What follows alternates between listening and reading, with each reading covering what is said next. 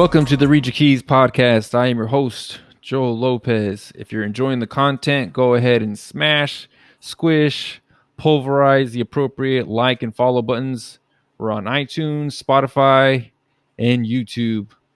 And we're bringing back my homie, David, King David, the headmaster. Welcome back, brother. Yeah, thanks so much for having me on, man. Looking forward to it. So I had David on before, and then I messaged him, and he's like, "What do you want to talk about?" I was like, "I don't know. Just wanted to talk to you. I like talking to you, so gonna have him back on." But he is the world's only quit porn strategist, so I'm sure we'll get into that because last time when we talked, we didn't really talk about that. But he's a young man that's gone through, what a lot of people are going through in dealing with porn and the real pandemic that is. Yeah, So I'm sure we'll be getting to that. But how you been, brother? I've been good. I can't complain. Business really took off since April. I remember when we first hopped on the podcast way back when I was still trying to figure everything out. That was Mm-hmm. I had the first branding that I was kind of toying around with, David from Ashes, because it was kind of like my revival story.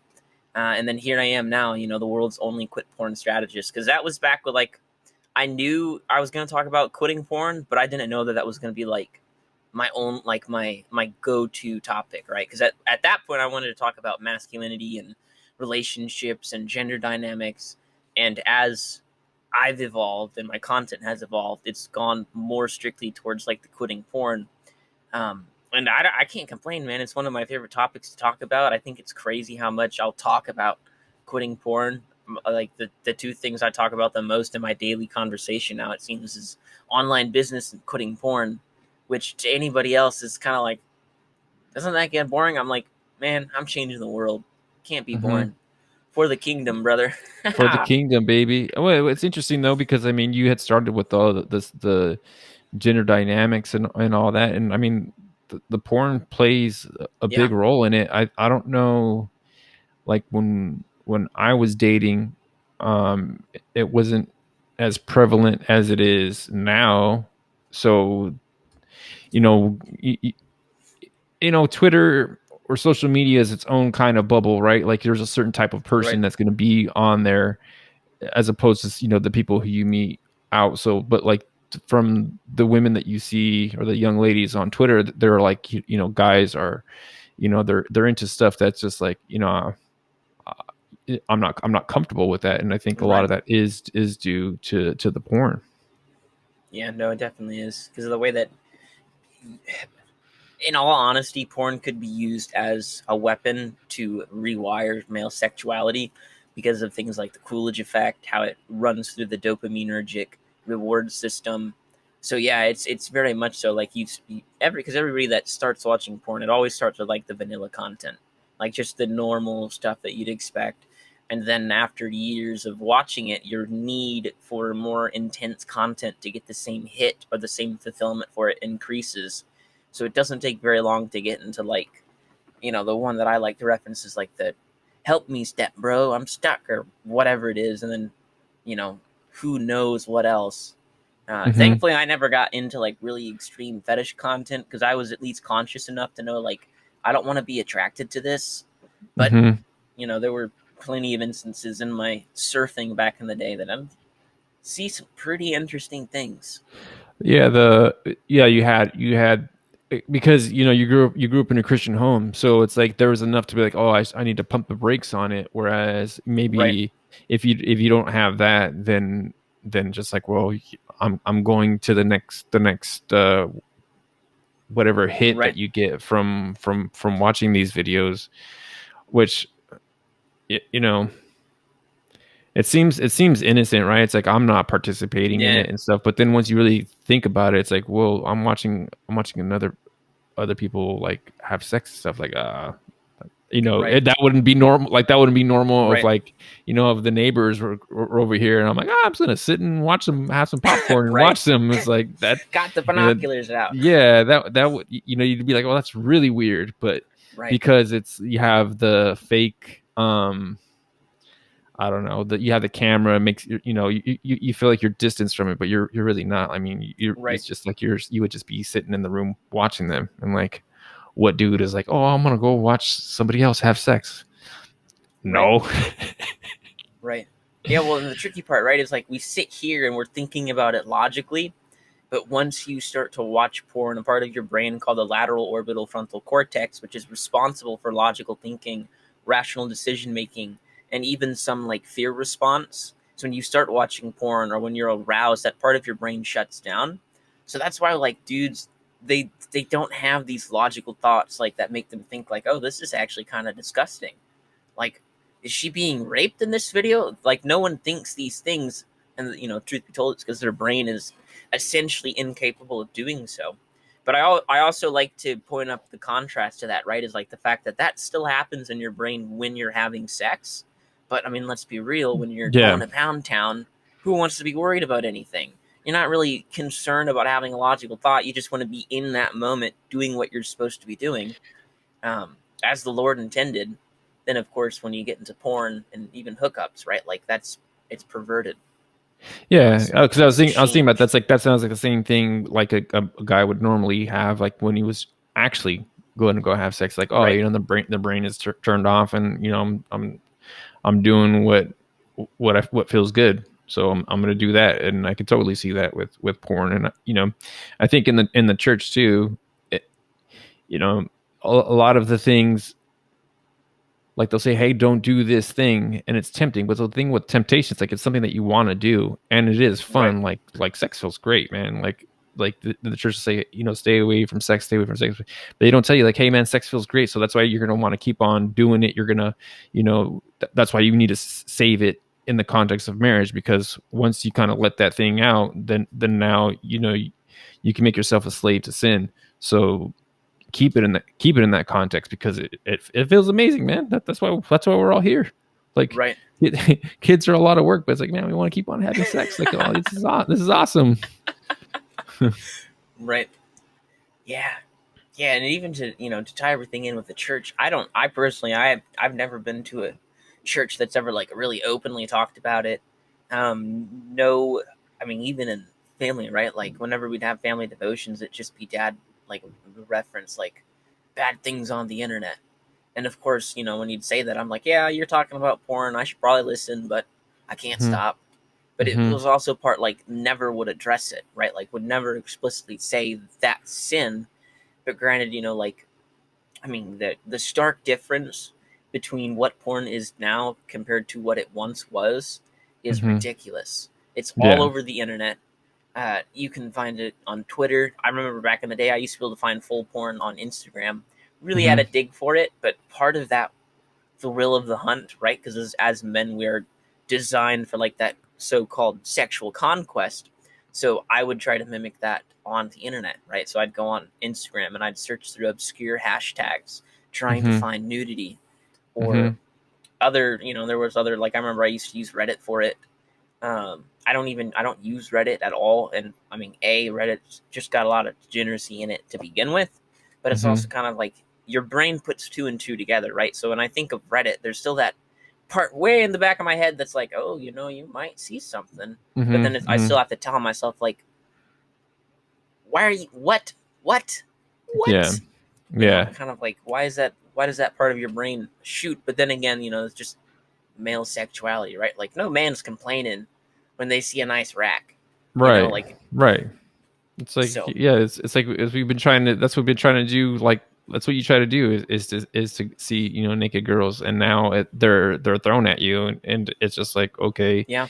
now it's the opposite. I think somebody had said something like, um men were better when they had to work to see nudity, Yep. something to that effect. And it's just like, oh yeah, like it's like really it's so easy now that now you have to go the opposite end, is that you have to avoid it so you can conserve your energy and your focus on things that are Right. productive, because you'll end up in that deep rabbit hole, waste of time. And I think, I don't know, is there a lot of like, because you're early 20s still, right? Is there a lot of your Right. friends that kind of dealt like that cohort, because you guys had Yeah. smartphones fairly early? Because I think I had a conversation with Andrew, and he was like, yeah, I didn't have a smartphone or a phone until I was like like 17 or 18 or something like that. But I don't think that was the norm for your guys' generation. Right. Yeah, I remember would have had access to like an iPod Touch back when I was probably 8 or 9, so it would have been the first time seeing anything. And then as that progressed, like I remember I got a Nintendo 3DS that had an internet browser on it. Couldn't watch videos, but could still look at photos on it. And then, of course, getting a smartphone, being able to actually stream, actually Hmm. browse through. And then, of course, if I wanted to, had the ability to download videos, which I had done, right? Because there was like some spots in the house where I'd want to do what had to be done, but the internet would be spotty. So I was like, oh, okay, I'll just download this video. And then you can also download secret gallery apps on either the App Store or the Play Store that's disguised as a calculator. And Hmm. if you enter like your passcode and click the like division symbol or something like that, it'll open up the secret gallery. So I Oh used to wow. store like photos and videos in there, yeah. And it Hmm. was just, oh, I've got 2 calculators on my phone. Haha, no one will ever know. Yeah. And then, of course, like, parents would have some site blockers on because that's pretty standard for most Christian households to do. Of Hmm. course, if you've got incognito, because Chrome's got incognito built into it, and then a VPN, it's really easy to get around, just like a router's site blockers. Never ever wanted to use anything like actual site blocking or not content, but software like Covenant Eyes. I know a few people who talk about that, a few people who use it, and it's just like, I don't want, like, yeah, I know I shouldn't be watching porn, but like I don't want people sending like screenshots of my text convos, because that Covenant Eyes can be quite invasive, at least from my understanding and like what I used to hear about it. Because I remember um, way back when the first time I ever told anyone about my porn addiction, I was at a missions trip, and the last night's um, theme, or the last Hmm. night's sermon, was on like leave your sin here so you can go forward and be a new person. So we got into our small groups, and everyone's like, "Oh yeah, this is so great." And then you get into small groups, and the small group leader says, "Like, we don't have any questions today, but all you are gonna say what your big sin is." And I was like, "Oh no, Hmm. oh no!" Like I knew what it was. I was Yeah. debating in my head back and forth. Am I gonna say it? Am I actually gonna say it? Like I knew I needed to. I knew I should. Hmm. And I didn't have the resolve to like fully say it. And then my best friend who was sitting next to me, he went before I did. And sure enough, he's like, "Yo, I've been struggling with a porn addiction." And I was like, "Well, shoot, if he said it, now I have to say it." Hmm. So I did. And that was back when I was probably 17 or so. Hmm. And that was also right around the age when I was like, yeah, I probably should quit. Like, this is getting out of control. I need to take steps towards making that happen. So I started to, Google how to quit porn, read the internet articles, watched all the YouTube videos, did research, like read actual academic studies or the bits and pieces that made sense, figured out what was going on in your brain when you're watching porn and all that fun stuff. And like ultimately that never led to the it was important, like it laid the foundation, but none of those steps were applicable or actionable because it ultimately, like the free advice you get off of the internet, it boils down to don't think about it, don't watch it. You need to have site blockers, or focus on your religion, be a better man, and all these other things where it's like those are, yeah, those are a part of quitting porn, but that's not going to be the thing that breaks your addiction, right? And like I know some people, or actually I don't know anybody personally. I've heard stories where married couples will say the husband had a terrible porn addiction, and they prayed and they prayed and they prayed, and the Lord broke it. And like that's great, you know, but that doesn't happen very often. Um, how does the Lord work? I don't know. Sometimes he Hmm. breaks some people's addictions, sometimes he doesn't break others. So that's one reason why I kept religion out of my methodology, my strategies. A, because I wanted to be able to reach as many men as possible, because through my research, I started to realize, like, yo, there are dudes that are not religious and they want to quit porn. So that was Hmm. even an eye opener for me, because I was like, why would people who are not Christians want to quit watching porn? Like, why would you want to stop this? Because that was part of my struggle. It was like, I don't actually want to stop this. I like what I'm doing, because it does Uh-huh. feel good. But then you read into like why secular people want to quit, and they're like energy levels and confidence and testosterone and focus and all these crazy things that I was like, Hmm. whoa, You mean to tell me this happens when you quit porn? That's ridiculous. And of course, it's hard to put that in like perspective because so many dudes have been watching porn since they were like, I mean, I'm working with a dude right now. He's been addicted to porn or seen porn actively since 6 years old. Yeah, Right. So it's there are dudes crazy. that do not Yeah. know a life without porn. Hmm. So to hear when you quit or stop watching it, you're going to experience all these benefits. It's like that's ridiculous. But like the truth is, that's what normalcy should be for a man. You Yeah. should be high energy. You should be confident. You should have high testosterone levels. But because of porn, so many guys don't. So I kept religion out of it because those big incentives were huge, right? Hmm. And then also because there's some nuance with just breaking addiction, like weaning yourself off, for example. If your addiction to relapse or to use it to lower your dose gradually is a sin, then that's kind of hard to wrap your head around, right? So I kind Hmm. of had to detach religion from my quitting process just so that I could have like the, I don't want to say peace of mind, but that's the best thing that comes to mind. The peace of mind through quitting. And then also, like I said, right, because I've worked with people who are not religious, people who are agnostic. I'm currently working with a Muslim guy. And I think it's the greatest thing because, like, I'm able to reach and help more people because I decided, like, my mission, though religion is a part of it, like, indirectly, like, my methods are not religious, but there are some concepts inside that you could be like, oh wait, that is a religious concept, and I'm like, shh, don't tell Hmm. Yeah. Don't tell anybody. anybody. How much? But How that's much of? also, oh no, I was How to much? say that's also an opportunity for me to give testimony. But go on. Right. Right. Well, I was going to ask, how much of that is dealing with the shame because these, it's.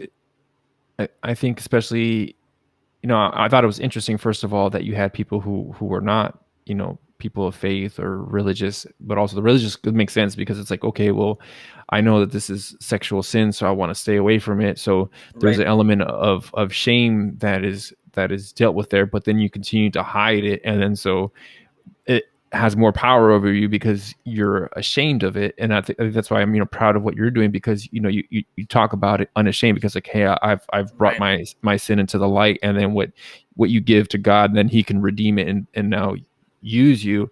Is there part of that process that you have to go through with your coaching clients, that, hey, is there shame that you're dealing with here, and we have to deal with it, because if you don't deal with the shame aspect of it, then this is going to continue to have power over you. right. I mean, honestly, dude, like I know there are some people that like to dig into the nitty gritty, like figure out the deep reason why. Because I've worked with enough people and I've kind of like identified those like big pain points. It's Hmm. not so much so like I have to sit down with them for an hour session and really dig into like the psyche, like why do you watch porn? I've kind Hmm. of been able to like identify those, but as far as the shame goes, I've had people that reach out to me, in DMs, and some become coaching clients, some don't, but they're like, I can talk to you about this because I know you're not judgmental about it whatsoever, Hmm. right? And that's, I mean, I understand this struggle very intimately. Like I tell people, I know porn addiction like the back of my hand. Um, so as far as like the shame goes, some of my methods, I'm very like my ideology revolving around relapse is live and learn, forgive and forget.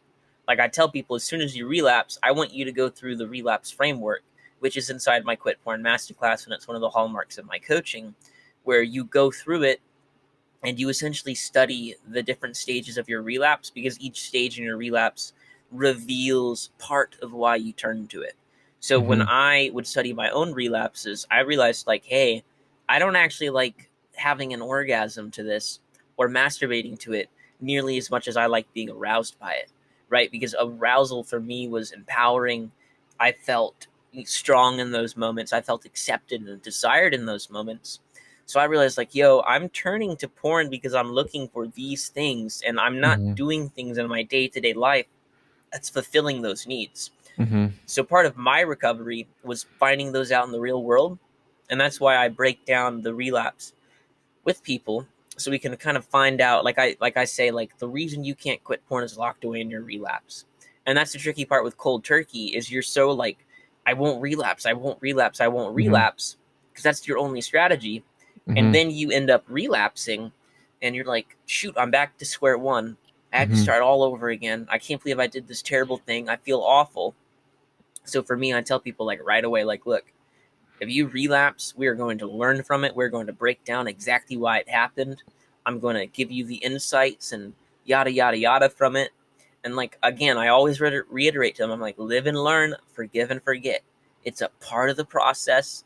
And so long as that as time goes on, that your relapses are either becoming less frequent, less severe, or you're making progress according to my metrics of success, then it's like you're doing a good thing. Like it's just a bump in the road. You don't need to shoot yourself in the foot over it.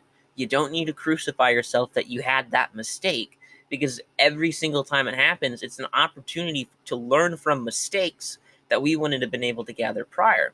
You know, Mhm. because one thing I'll even do with my clients is we'll track their relapses.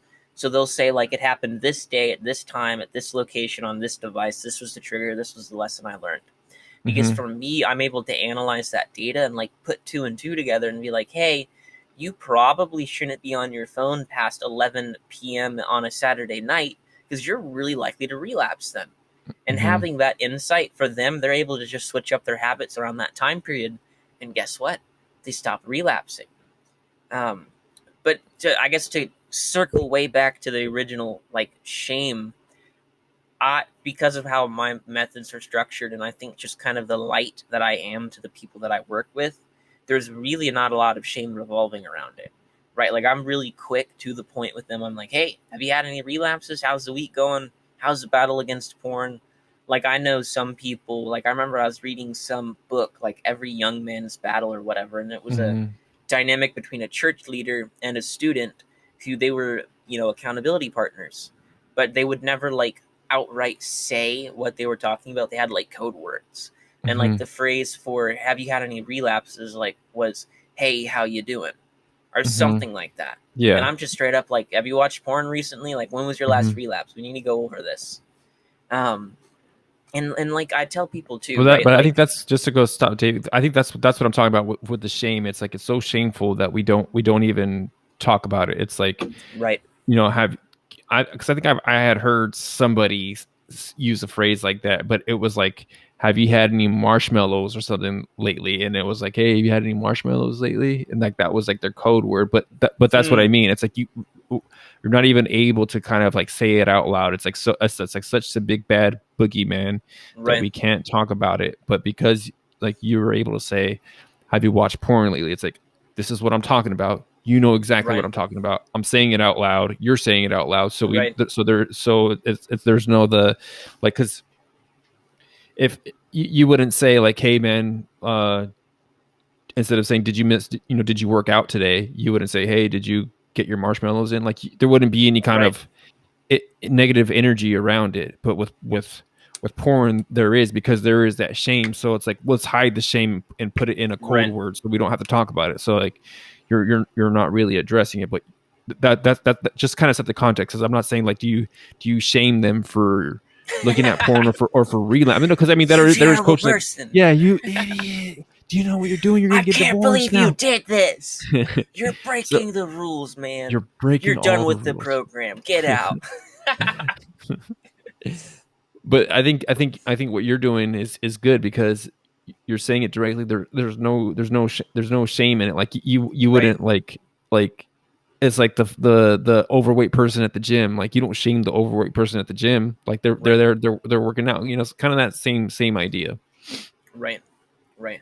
And I mean, I guess maybe in my tweets I'll be a little more like, no, I guess not even shameful, but I'll use more like sometimes sterner language. And again, it's not like shameful, but I will like use the contrast. Like I had one tweet today, and this is even a topic that I need to explore more and like touch on, because there are a lot of Christian dudes that will watch porn because they're able to justify it as, well, I want to stay a virgin, so I might as well, I need some kind of release to make that happen. Because I know I used that one in the past. Hmm. But I made a tweet that came out today where it's like, there are a lot of dudes, and I can't remember what it was word for word, but it was like, dudes will watch porn because it makes it easier for them to stay a virgin. Yeah, I saw And that. then the second line was like, okay, but chicks don't want, like, a porn addict isn't marriage material. What are you doing? Hmm. Yeah. Um, I want to touch on that more in the future, even just in my own content and conversations. But like I know I need to hit those pain points for people, right? Because I know they need to feel that pain, that hurt, Hmm. before they can like realize like, yo, I really need to get this taken care of. Yeah. And then once we start working together, I'm like, the energetic guy that's like always there. I'm always checking up on people. Um, I tell people on the first call we have before I sign them on, I'm like, yo, you better be ready because I am definitely gonna double text you. Like you're gonna hear from me all the time. Hmm. Because I think it's so, because we always talk about, or at least in the manosphere, texting chicks, it's like never double text. I'm like, well, I gotta double text my clients. I know it's a different context completely. I just think it's a funny nuance to bring up. Um, but even like, I was thinking too, right? Like having it so normalized in my conversation with my clients, I'm sure that it also helps them not normalize it in their own mind, but like realize like kind of what they're doing. They're like, oh yeah, I did relapse to porn. Like, why Hmm. did I do that? As opposed to being like, hey, did you have any slip ups? Right. Hey, did you do something you weren't supposed to do? And I mean, yeah, it's just easier to be like, hey, did you watch porn? When was the last time you relapsed? If you relapsed, we need to go over it. I don't like beating around the bush. I like to Yeah. hit the ground running, and just help people because there's so many dudes who've been addicted to porn for 5, 10, 15, 20 plus years, and they just want to be done, right? And I've essentially systematized and streamlined the quitting porn process that I'm able to work with dudes that have been addicted for 10, 20 plus years, and they learn concepts in my program, and they're able to instantly apply it. And they're like, I get urges, but I know how to fight them, and I've never been able to do this before. And I'm Hmm. like, yeah, isn't that amazing? And they're like, yeah, dude.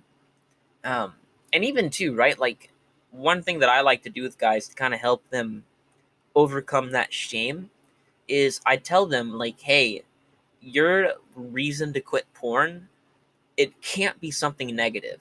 You don't want your reason to break your addiction to be so I stop feeling like garbage after I relapse, or so I don't feel like such a terrible person. Because what happens, and this is true of like all addictions, right, is that negative emotional tension, or especially with porn, I use the word tension, because of sexual tension, but that negative emotional tension that builds up, and because you've wired your brain through the years that you've watched porn and the years that you've gone through whatever it is you've gone through, you feel negative emotional tension. But because of the porn wiring in your brain, you just assume it's physical tension, which means you're horny and you want to release. Hmm. So to focus on like, oh, I want to quit porn so I don't feel like a terrible person anymore, you internalize that. That adds to the negative emotional tension, and then that perpetuates a relapse.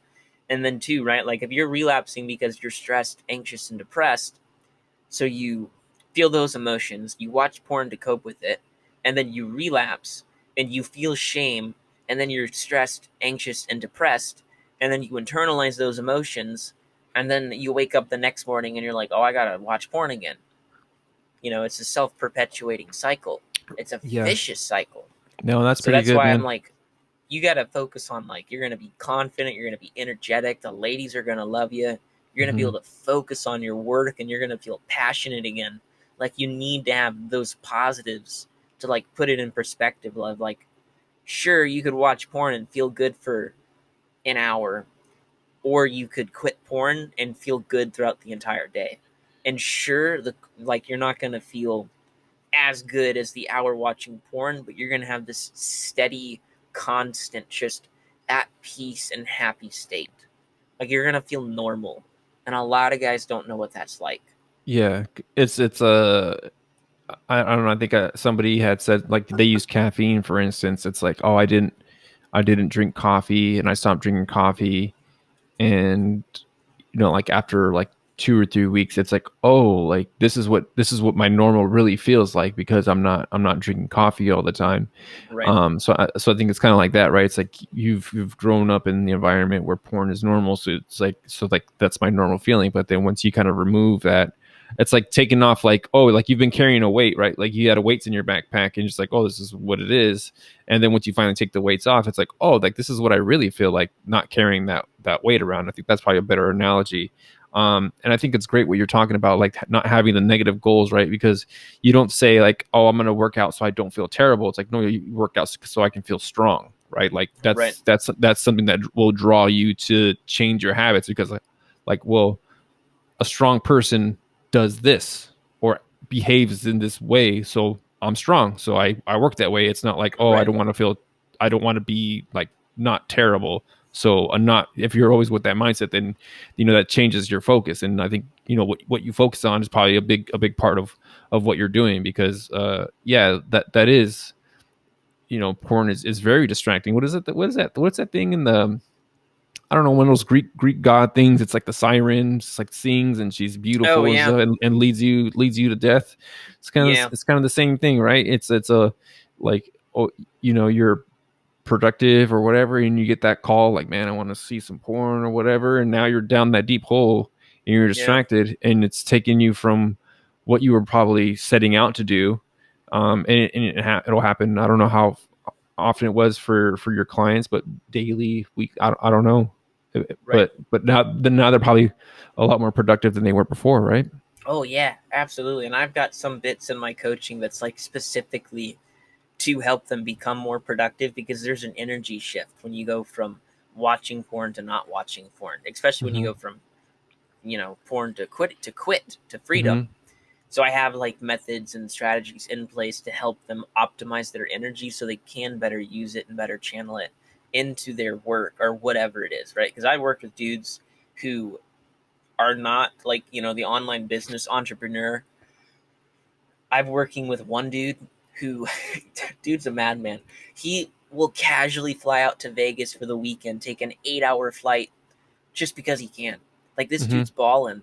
But the Mm-hmm. one thing he doesn't have fixed is porn. And he knows Mm-hmm. is like, once I quit porn, I'm gonna have so much more energy, so much more focus, and I'm gonna be able to put that much more into my business. Mm-hmm. And I'm like, dude, yes, 100% yes. So I Mm-hmm. do have things in place, strategies and whatnot, that make guys more productive, that make them more focused, that make them just better with their energy, right? Because there's an identity shift that happens when you quit porn. You Mm-hmm. all of a sudden go from a porn addict to someone who doesn't need porn anymore. Mm-hmm. And there's a lot of people, right? Because like with all addictions, you do have to give up this pleasurable thing that you legitimately enjoy, right? Mm-hmm. Like even in that high state, even if you're not thinking about self-medicating, you're lost in that moment and you feel good, because that's Mm-hmm. what you're searching for.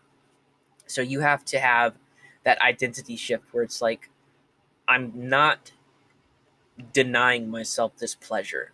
I am getting rid of it because it's causing problems. Like, you have to see past that pleasure. You Mm-hmm. have to realize, like, yo, this, yeah, it feels good. And you can even validate that it feels good. I tell Yeah. people, like, you need to validate your urge to watch porn, because your urge to watch porn isn't an urge to watch porn. It's to self medicate. It's to get rid of the negativity. Mm-hmm. So that whenever I tell people, like, when you get the urge, ask yourself, why am I getting this? What is this coming from? Because you gotta, yeah, all that, the identity shift, the energy shift. And that's one of my favorite parts, is like helping people walk through that process. It's like, Yeah. you're a new man, dude. You do not watch porn anymore. Like, I had one client where, and like, I'm so glad I worked with him, because he's like 18. Um, he was going to college. I think he's like dropping out of college, and he's just gonna go pursue himself to the fullest extent. And he's able to do that now because he quit porn. But I remember we had like one call, or he had like one relapse, and he it happened, and he realized, like, what the heck am I doing? Why am I not taking this stuff seriously? He's like, I'm working with David, and I'm not making the progress that I want to be making. And like, I tell people, I'm like, look, it takes whatever it takes for you. I'm never like, dude, you're off the schedule. What the heck? You weren't supposed to Mm-hmm. relapse today, Mm-hmm. because then that would be shaming and making the problem worse. But Yeah. for him, like, he told me, he's like, I had this big epiphany moment. Um, I don't ever want to watch porn again. And on our next call, it was like really focusing on and meditating on that identity shift. And like, Mm-hmm. we both, I told him, I'm like, dude, your porn addiction is broken. and he spoke that over himself too. And like the dude's like 3 months without porn now. It's Mhm. amazing. Granted, I'm not working with him because he quit porn. I tell people like, look, you quit. You don't need to work with me anymore Yeah. unless you want to. I'm not gonna stop you. Like Mhm. I'm working with one dude who he quit porn, and now because he's like one of the first clients I signed him on, so he's got me at a really low rate.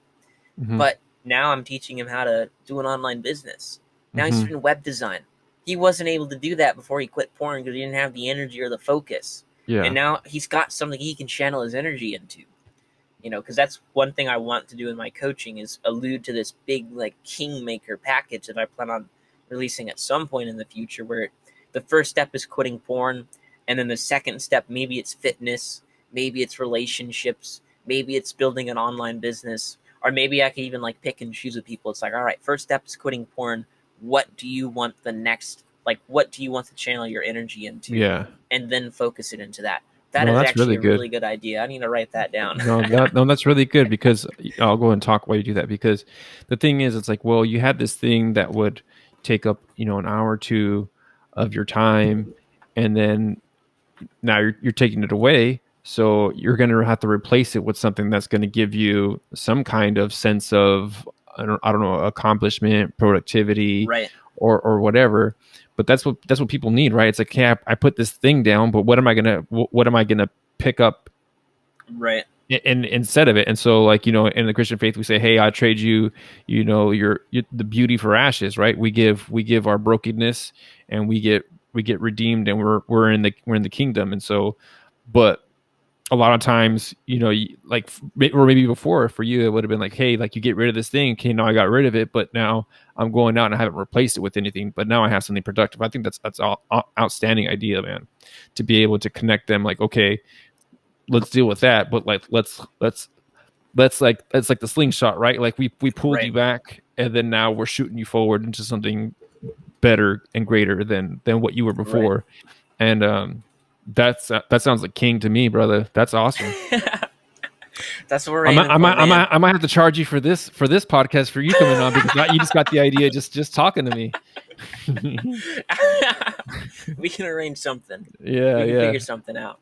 I wasn't asked to. I think it's really cool though. Like, what is like the common theme? Like, I think it's because it's really interesting, right? Like, because I grew up in the locker room, and it was like, yeah, porn, whatever. Like, it's not a big deal, and we were in our early 20s at that time. But for somebody, especially, like, I don't know what the age range is, but for some of these people who, like, the faithful people, I kind of understand, but the people who don't, it's like, well, like, you had mentioned those other things, but it's still, like, really, like, interesting to me to be like, you know what, whatever this culture. I think I had this conversation too with Jack Peach, because it was like my surroundings. I can't put my finger on it, but it feels like things are toxic. But I've grown up in it, and once I kind of leave it and go somewhere else, I can kind of stand and look back and look at where I came from. Like, there's a lot of, Right, like, this is a toxic environment, but I don't realize it. So, because porn wasn't available when I was growing up like it is now. Like, it's insane. right, Like, they swim in it. Like, before you had to look for it, now it looks for you, which is a whole, like, now you're the prey. You think you're the one that's getting off, but it's like you're the one that's being you're the prey. right, So it's really interesting to me, like, I don't know, from the sample of men that are coming to you, like, are they kind of like having this, like, man, this, like, the date, because the date, I'm out the dating scene, so I don't know what that's like. But, right, like what is, like, are they seeing, like, hey, the girls are different, we're different, like, but this doesn't seem like the way to build a family or a society, or just like, it's like everything's very transactional, and it leaves you right, feeling, I don't know, empty. Like, I don't know what is, are they saying things like that? I don't, like, what are they saying? right. I was talking to a dude just yesterday, and he used that word empty. It makes him feel very empty. Hmm. He also mentioned like he wants to quit so that when he gets married one day, he doesn't have to bring that baggage into the relationship. Um, I've got plenty of dudes, right, that want to quit because of either sexual performance issues Hmm. or because they know, like one guy I was talking to, he's like, I just realized that when I look at women, I only see them as objects. And he's like, I Mhm. cannot believe that like my brain's default is to go to that lust mode. And he Mhm. said like, and it used to not be like that. I used to not lust after women that much, even while I was watching porn. So you'll have guys that'll have those like big moments or those big realizations where they're like, yo, I can't get my dick hard unless I watch porn. I can't get off Mhm. unless I'm thinking about porn. Or they'll realize like I don't have the energy. I know it's wrong. It's the only thing in my life that I don't have control over. Mhm. Um, issues in relationships.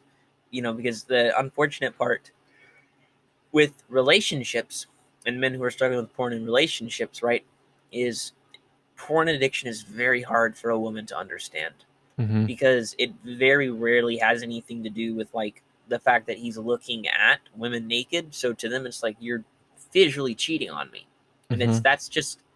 that's the unfortunate way that he knows how to cope with difficult emotions. And then there's also the fact that because of the way that porn works and how it rewires your brain, and I say rewire, I mean that literally, like it runs through the reward circuitry with with the dopamine, and you need more and more of it, so the connection just it gets worn out to the point where it's like dude who first started, yeah, you could get by watching just one video or like 5 to 10 minutes, you're good to go, you're done. And then Mhm. you next thing you know, like for me it was okay, I'm up, it's like 3 in the morning and I'm still not done, Mhm. you know Yeah. so yeah, I got dudes that'll use those words empty. I've had people say it's a matter of life or death. I very, very frequently hear people say like, I need to quit porn so I can reach my full potential. I hear that one a lot. Mm. Um, and and it's interesting too, right? Like, because where are people getting this idea that they need to quit porn? Because it's not from mainstream media. It's Right. not coming That's what I from their mean. health class. Right. It unfortunately, it's hardly coming from the church. At least the churches Mhm. I've been to.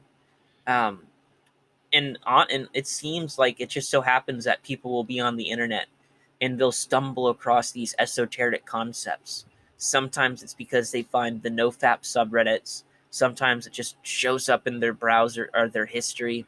I know for some people, like I've heard, like if anyone is like Googling how to quit porn or trying to figure that out or in that realm, it's very common for them to get pushed like TikToks about it. I've had people tell me you need to get on TikTok because the algorithm is like it'll push content that you're searching for out on other apps or whatever, which I guess is cool for content creators, but it's kind of like that's a bit of a privacy invasion, but whatever. Mhm. So, but I honestly think it's because guys they find these corners of the internet, whether it's like this side of the manosphere side of Twitter or money Twitter side of Twitter or trad Twitter or whatever it is you want to call it.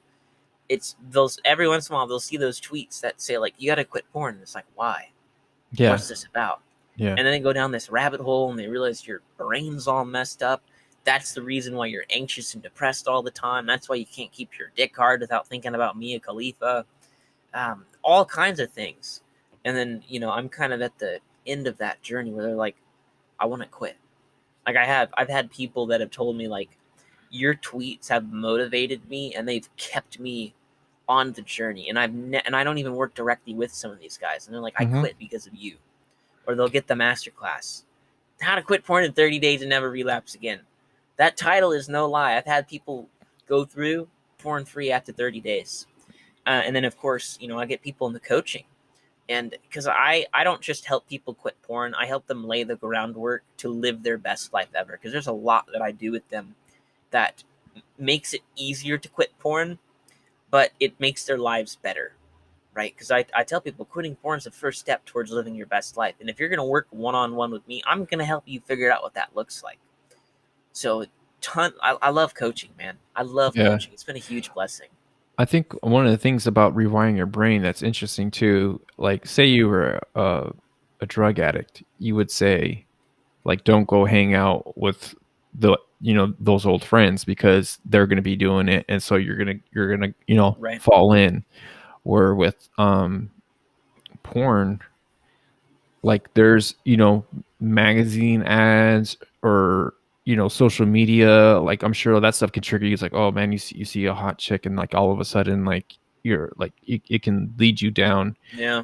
that whole path. Because I think because your brain has been rewired, like there's so many things that can trigger it, right? It's like you've I mean, I'm no brain expert, but it's just like you have something that you're wired for, which is to want sex, and then now you have this Right. issue where you have it, but then now like you're bombarded with images. Like this isn't like the 1950s. Like this is we live in the era of WAP, right? And Yeah. so like that It's like all over the it's place. crazy. It's crazy. Like to me, like someone like was it Cardi B? She would have been like a underground rapper back then, but now she's mainstream and she's talking to like politicians and like Yeah. she's got a big platform where it's like she is pop culture, whereas before that would have been like, yeah, Right. I know who this rapper is. And that like my parents would have known because it's like, well, like she would be like a featured artist, but now she is the artist, and this is where you're at. So like I think it's even more dangerous now to even develop a porn habit because the tide is going against you now. It's not Right. like in the 50s where I think I was telling Andrew like before, like if you wanted to watch porn you had to go to like the like corner video store and you had to go Yeah. behind, like you had to really work for it. Now it's just kind of like, I mean, there's billboards for porn now, like the porn shops. Like you have the digital billboards, and you're just like, I'm just like driving. It's like, man, like this is what I'm raising my kids in. Like they see this and Yeah. they haven't asked yet, but I'm pretty sure one day it'll come and I'll have the conversation. But the culture is not in your favor. So that's why I'm interested too. It's like, hey, who is coming to ask to Right. quit, because the culture is not telling them to quit. The culture is saying this is a positive good and you need this. It's like part of healthy sexuality, and I'm like, no, that's not true. But Right. I know it's not true. But um, I came from. That's funny to say. I'm from a different time, but also like I didn't even really fit in my own time though, because because I was rooted in my faith. So like to me, it was always like, no, you're not going to lie to me. I know this is not good. But Right. the culture kind of continued downstream, and it's just like, okay, like this. It's not a shock that the divorce rates that men and women now are at each other's throats because they've been using you've been using each other and victimizing each Right. other.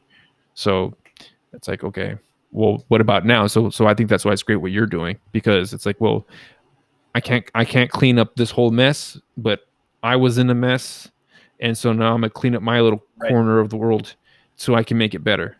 And by me Right. making it better, maybe it's helping other people make it better, and they can do their thing. Yeah. But I'm being responsible for what I have right here in front of me. I took Right. responsibility for myself, and now I'm helping other people, which is great, man. Yeah. Yeah. That's because I mean I talk about right. Like I want to burn down the porn industry. I don't know how. I don't know when. I don't know any of like the technicalities behind what that's gonna look like. I know I want to, and I Hmm. want to be surprised if I end up doing it. But I tell people I I want to eventually turn my personal coaching business that I run myself into like a full blown, like I got other coaches working under me. And naturally the best people to work for me, to work with me, are going to be the people that went through the program that I helped, that hands Hmm. on, because they need to know the content.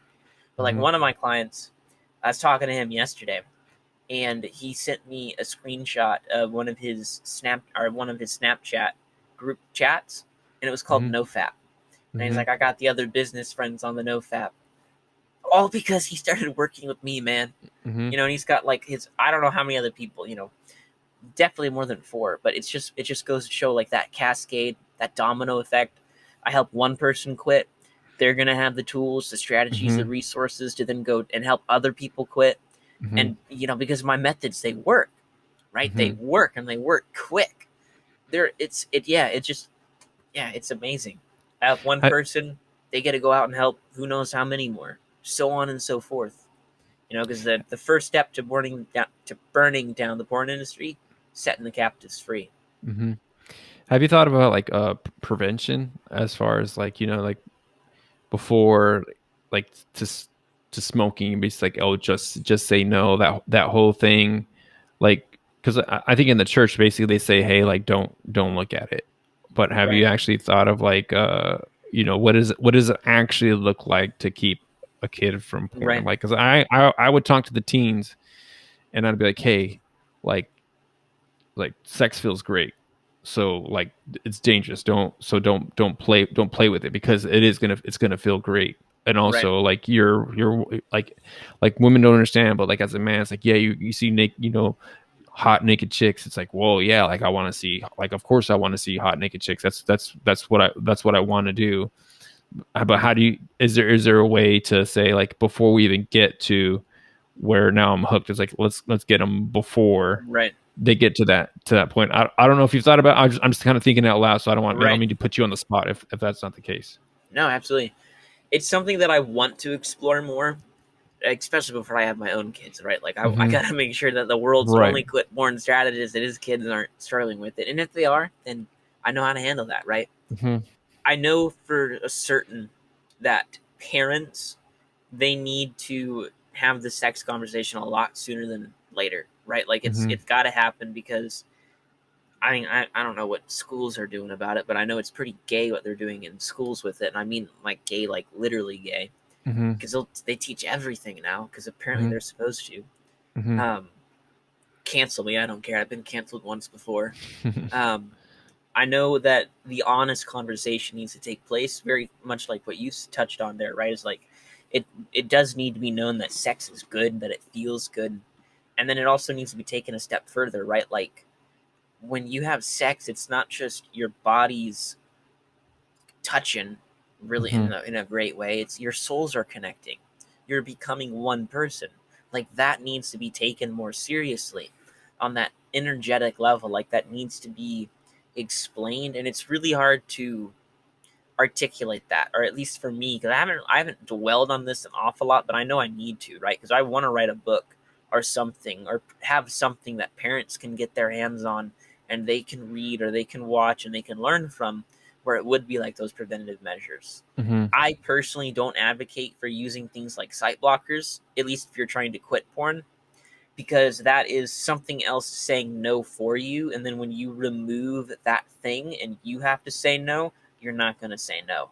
I know Hmm. tons of dudes that like they go months without porn because it's site blocked, and then they find an old phone that has no site blocks, and then their brain is just like, let's Yeah, watch that's like porn. overdrive. Yeah. And then they watch porn and they watch a lot of it. Hmm. But I would say, like parents, yeah, block any kind of website that's going to have porn in the title, because it's a preventative measure, right? Like Yeah. to keep them away from that thing. And then of course, like the honest conversations. I do think, like, I know everybody says like, oh, you're gonna get addicted to these things. Perfect example for me is back when I was dating my first girlfriend. She was addicted to nicotine. She had vapes, so I'd hit her vapes. Mom's like, you're gonna get addicted to nicotine. No, I'm not. There's such a small amount of nicotine in this. I've been addicted to nicotine like 3 or 4 times, and I'm now quitting again. It's also a very addictive chemical. Like, smoke cigars, don't inhale anything, vapes, cigarettes, don't do those. Not worth it. Nicotine isn't worth it. But for me, it was and my grandpa's been addicted to smokes for 50 years. Hmm. It's a miracle he doesn't have lung cancer. Um, so I was told like, hey, you're gonna get addicted to this. No, I'm not. So I know, like, you can't just outright tell the kids like, oh, if you watch this, you're gonna get addicted to it. It's gonna become a problem. It's like, oh, that's not true. I'm different.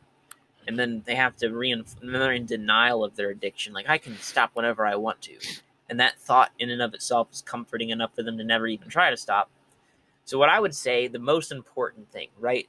It's always going to boil down to having an honest and open conversation with your kid, and to the point where I think it should be common practice, and I think it is, for parents to be like, if you have any questions about sex at any time, ask.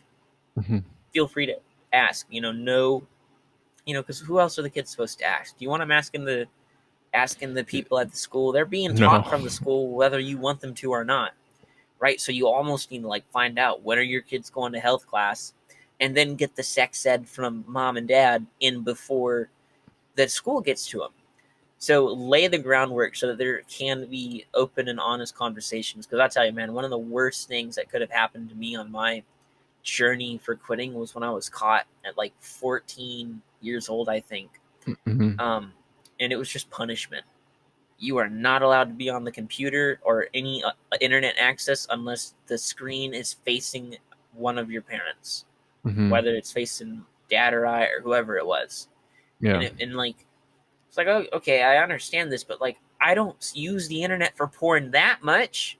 If anything, it's like an hour a day. I got friends that I gotta text. I got games I need to play. I got memes I gotta look at. Like Mm-hmm. a 14-year-old being told they can't have internet access.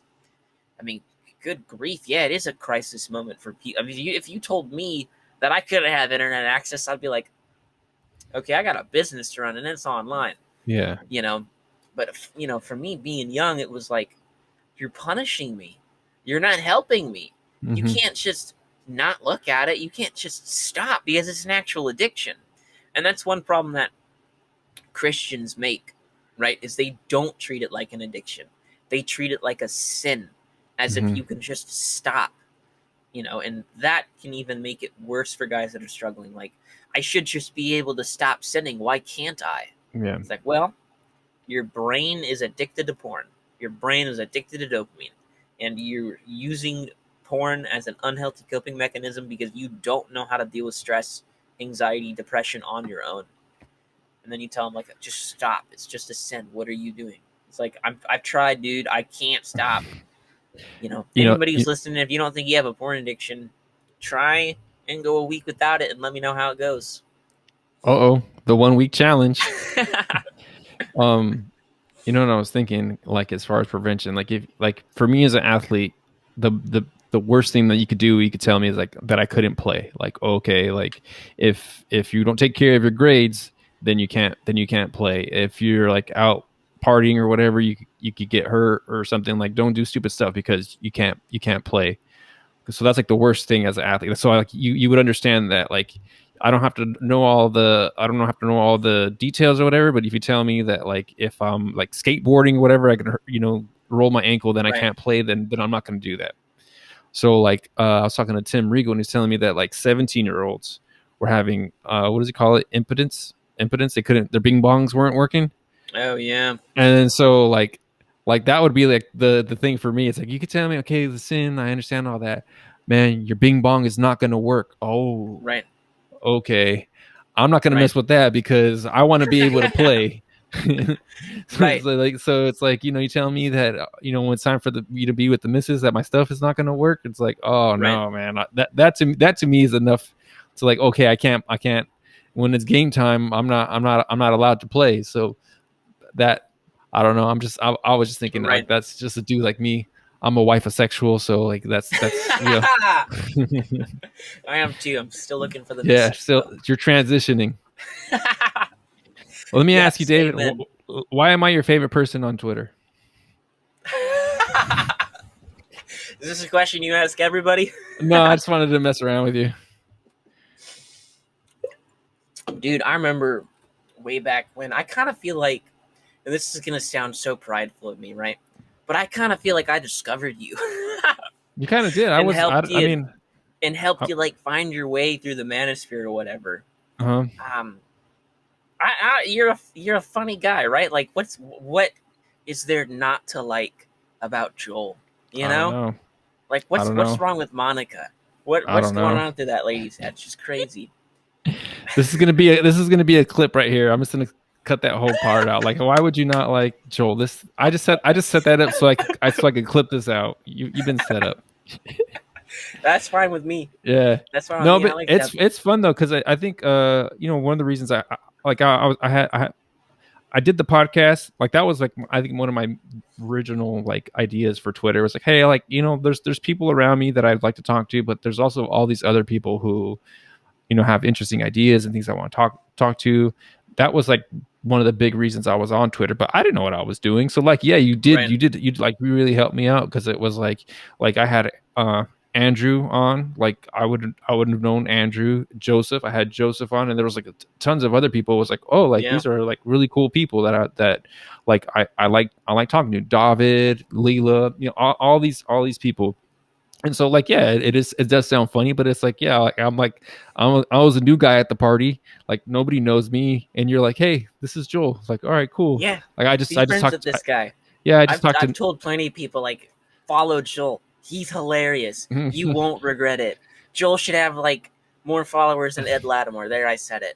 I'm pretty sure, like, you know, that you will regret it. I'm gonna tweet some things that you're not used to, but I mean, it's just it's fun, and then and it's been really cool. And that's what something I also want to talk to about. It's just like, you know, the change, because like even for you yourself, like, you know, you started off one way on Twitter, and then you kind of found out like, hey, like, here's this Yeah. thing that I struggle with, and now I'm able to help people with it. But I think the people around us, that we kind of interact with, they're very supportive. You know, the Tyler Totes, you know, the Joey's, Cypreneurs, like, you know, Oh, love those guys. all these people who are just kind of like, hey man, like, hey, you got this thing here, this is pretty cool. Like, let's help you do more with it. And Yeah. now you're helping other people, and to think that like you would be able to kind of take what you have and give it to other coaches, and then now to Right. you know, empower them to go help other people, like that sounds like a good thing. It's same thing with like, you know, if you were a trainer and helping people get fit, like I think the like to me the porn thing is a spiritual issue, but if you're able to kind Right. of channel that negative spiritual stuff into something positive, like, and you're able to help other people to do that and Right. coach, and if they can make some money, hey, I'm all for people making money, man. Like, I think it's a good Yeah. thing for good people to have money to be able to Yeah. do things with it. Absolutely. Yeah. No, I'd love to, like I said, turn it into more of like a business, right? Where my dudes they go through, then I'm like, hey, if you want, and if because I guess I in an ideal world I need to be working with more people than I could manage on my own. Hmm. And because of the way I have everything set up, like realistically, I could probably be working with like 10 people a month and still manage things fairly well. Um, but of course, you know, like if I did have like an assistant coach or other coaches, it'd be people, like I said, that worked with me because they know the content just, well, not as well as I would, but they know it, to have that domino effect, to like to see that play out so other people are able to get the help they need if they can't get it from me or whatever that would look like. And then yeah, too, right? Like you mentioned, like Tyler Tote, Joey the Cypreneur. I've received coaching from Joey in the past. That was super helpful for me, like dialing in my focus, because it was in April or late. Yeah, it was April when I started with him because I was like, I signed on my first 2 or 3 clients within like maybe a week or two within one another. So I all of a sudden went from kind of just bumming around on the internet to being like, I'm actually working with people one on one now. I can't be going to bed at 2 in the morning and waking up Hmm. at 11 in the morning. I Right. need to get this stuff dialed in. So I got coaching from Joey to help with that. Totally helped with that. Highly, highly recommend anybody. If you're struggling with focus, go to Joey. He will get you fixed up. Um, and so I've got coaching from him. I have gotten coaching from Coach Noah Ravoy for just general like masculinity things. I love Noah. No, Hmm. if you need coaching on like relationships or masculinity or agency, Noah is the go-to guy. He's down to earth. He'll say it how it is, but like he's such a genuine person. He cares so much and so deeply for the people that he works with that, and it'd be really easy to think like Noah Ravoy is one of those like hard ass red pill dudes, but he's Hmm. not. You get Yeah. on a call with him, he's laughing, he's all smiles, like his energy is so good. Great dude, love Noah. Get coaching from him too. And then I got sales coaching from Andy Strom, Hmm. and Andy is one of those guys where he is so authentic, and he has so much integrity for his own business and so much care for the people that he works with, where it's like he had he was so on fire for my mission and my business just as much as he was for his own, right? And like I've never like doubted myself in my business, but you know, as you start to increase your prices, it's like can I like, and Yeah. then Andy's like, dude, you're worth that and more. And then Mhm. he teaches you how to sell, he teaches you how to like convey that to people. Because I remember one thing that he helped me with is like I'd be on sales calls and I tell him, I'm like, Andy, I feel like I'm being pushy with people, and I don't want to do that. And he's like, dude, you're not being pushy. You're helping them make the right decision. because they know they need to quit, and you know you're going to be able to help them quit. And I was like, Yeah, yeah. what? You're right. I'm not being I could pushy. see that too, dude. All right, dude. All right, like Yeah, your stuff is legit, dude. All right, like so let's go ahead and increase those prices. yeah, yeah. And if you need help, sales coaching, guys, listeners, viewers, go to Andy Strom. And Great guy, great guy. But like I said, he believes in the mission. He believes in King David. He believes in Mhm, the world's only quit porn strategist, just like Joey did, mhm, right? Like there, he told me like, dude, I want to work with you because I know what you're doing is important. And that's one of the coolest things is there are people who want to help me because they want a part to be like, yeah, I helped I helped burn down the porn industry, right? Like mhm, that's my mission statement. I love that people can rally behind me with that. I'm gonna start coaching with Danco and Joey in their mastery program. That starts on October 1st. mhm, I'm super, super, super excited for that because it's gonna take my business to the next level, but also because like two genuine dudes. Like I remember when I had Dan on my podcast, and at the very end of the podcast, he asked, "Is there anything I can help you with?"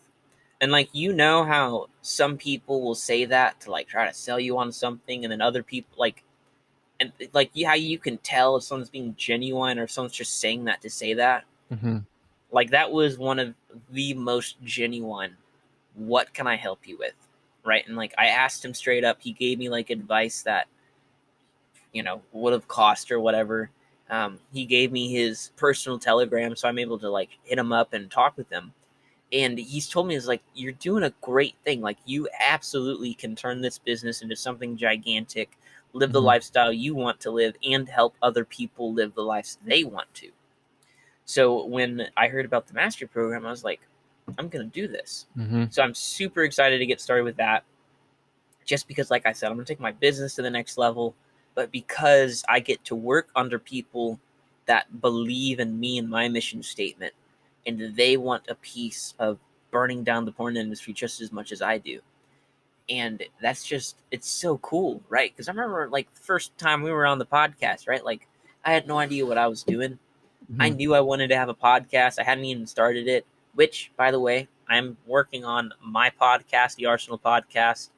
Um, the next episode is with Andy Strom, and it may or may not be the last episode of the Arsenal podcast. That's for Uh-oh, me to know exclusive, and everyone else to find out. Yeah.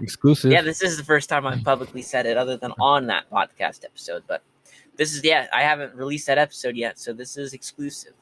When does that Um, episode come out? Because this will be like 3 weeks out, I think. that is a good question.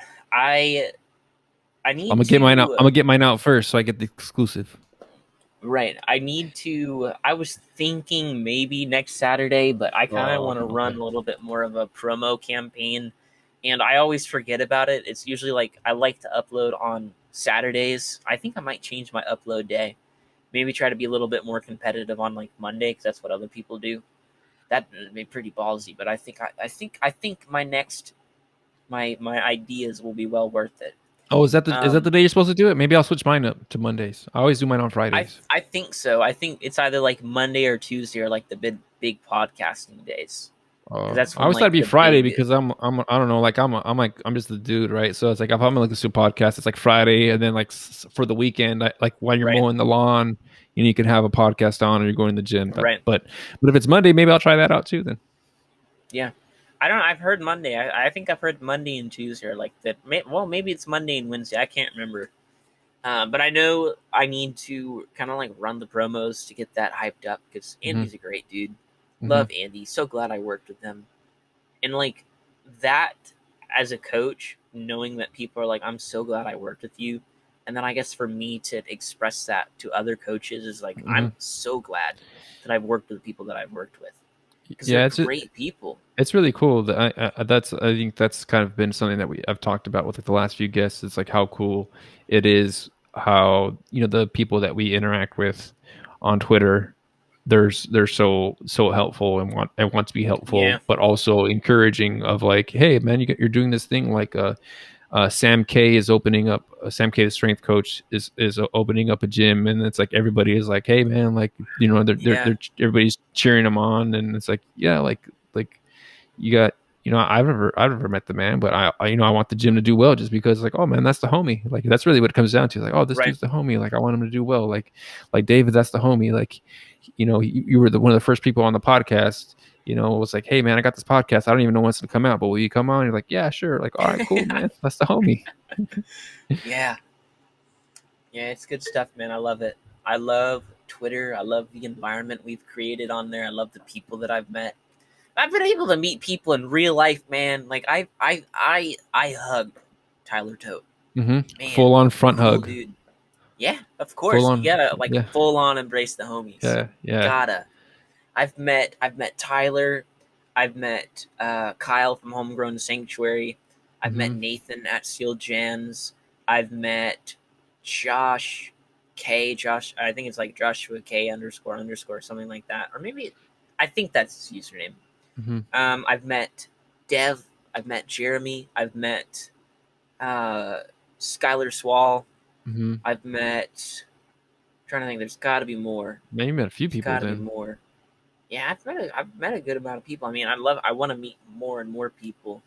It's obviously I have known Andrew Lochner for over how we met in like I want to say 2016, and that was because my first step into the manosphere was I wrote for a blog back in 2015, which when I was 15. So you guys can do the numbers. That's actually my first. I think that's my first time ever saying how old I am. Explicit. Well, not that's indirectly, but hey, another Yeah. exclusive.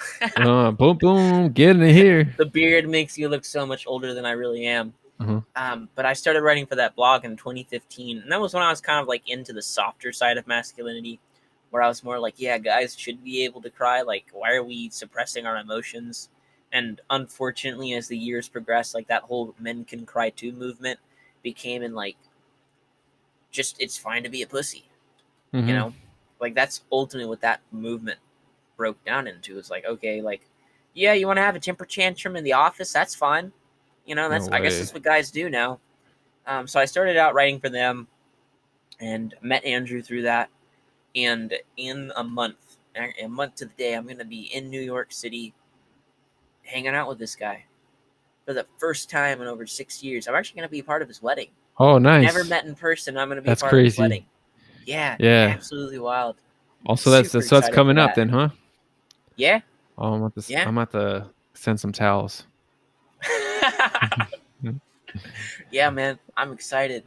Gonna meet people on off or gonna meet people I met online, offline. That's the best way to Right. do it. Right. And so many people on Twitter are just so genuine, legit people.